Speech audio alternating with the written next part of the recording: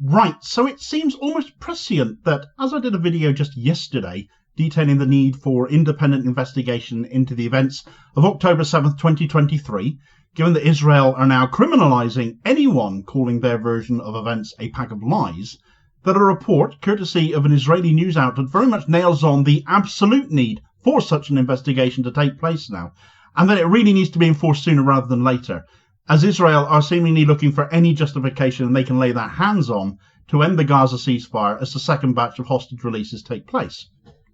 Israeli outlet Ynet has cast new light on the events of that night on October 7th, specifically where it relates to the Nova Music Festival that was permitted to still take place near northern Gaza, despite allegations made by Egypt that they had warned Israel 3 weeks previously that Hamas were planning something and they ought to take note. The festival went ahead anyway, though, laying between the Erez Crossing of northern Gaza and the nearby kibbutzim where Hamas planned to take their hostages from. Ynet have determined that not only did Israel know Hamas was up to something, but their own troops knew it as well. Nothing went reported, and now that it has come out, Israel's excuses are absolutely scandalous and adds yet more fuel to the fire that Israel enabled the events of that night to transpire as an excuse to commit the genocide in Gaza that then followed. Right, so I'm going to come onto that Ynet report shortly because this is, frankly, an absolutely massive story going completely unreported in the West pretty much.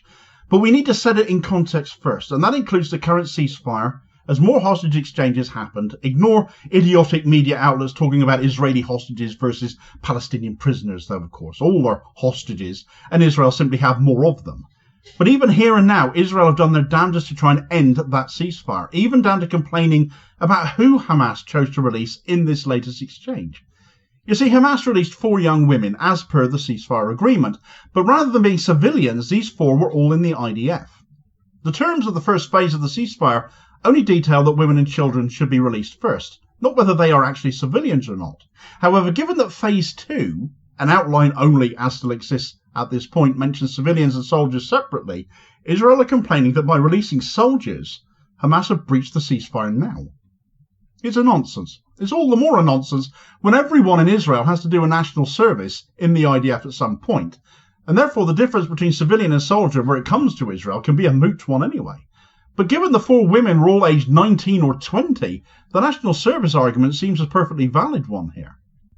Still, Israel wheeled out our old friend Mr. Pointy, Rear Admiral Daniel Hagari, to justify this nonsense in a televised address he gave, where amongst a lot of nonsense diatribe he specifically said, Hamas failed to meet its obligations to first release Israeli female civilian hostages as part of the agreement. We are determined to see the return of Arbel Yehud, an Israeli citizen, and also Shiri Bibas and her 2 children. Now, why name those 2 people specifically? It's now being reported that Benjamin Netanyahu is demanding the release of Yehud specifically as an unscheduled additional release, and not therefore in keeping with the ceasefire himself, all pointing to a desire to end this tenuous peace and resume atrocities by whatever weak reasoning they can cook up. And Netanyahu certainly, as we know, wants to end the ceasefire and resume atrocities. He's got to do it to maintain his position and to remain in power. It isn't part of the agreement to determine who Hamas release any more than Hamas can determine who Israel choose to release. But if you want to clutch your pearls over the specifics of who actually got freed, the fact you're still barring the return of Gazans to northern Gaza to return to their homes in the north, to the point another Gazan has been killed at the Netzarim corridor Israel built across the middle of Gaza, now a blockade of the Gazan people stuck in the south trying to reach the north, that is far more flagrant and obvious breach of the ceasefire there. Thousands of Gazans are currently gathered in tents at the Netzarim corridor, waiting for Israel to honour that ceasefire promise in the ceasefire agreement and let them return to what is left of their homes in the north.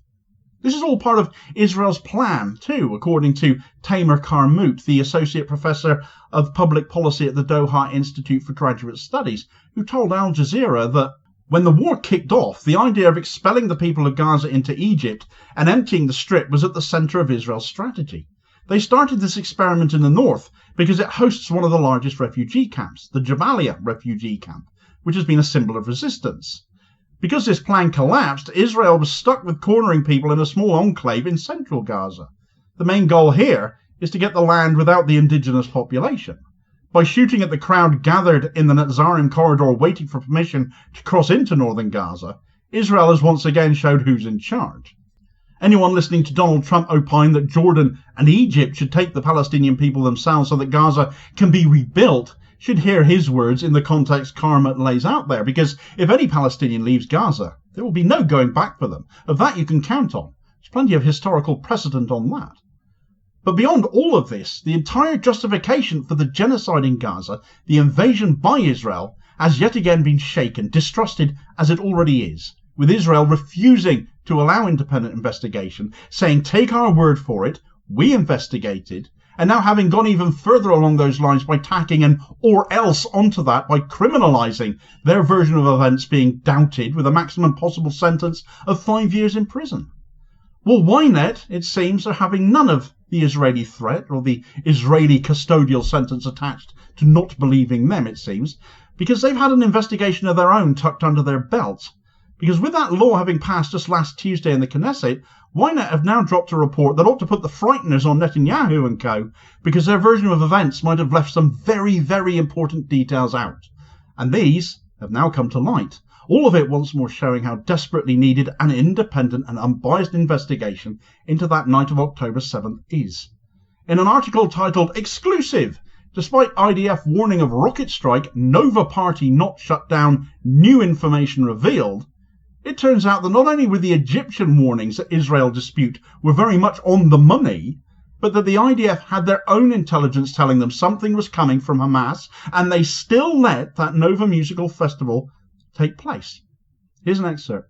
On the night before the October 7th Hamas massacre, an IDF intelligence unit collected signs of preparation for rocket fire on Israel. The unit also observed unusual activity of the Hamas aerial force that could indicate a transition of the terror group to emergency mode. Ynet and its sister publication Yedioth Aharonoth learned. Those indications, especially the possible rocket fire and others gathered, were discussed in IDF consultations in the following hours, but did not bring about a decision to raise the alarm over a possible Hamas assault or to any significant steps being taken. This information was included in documents reviewed by senior government and security officials and presented in their arguments for the resignation of Chief of Staff Herzi Halevi.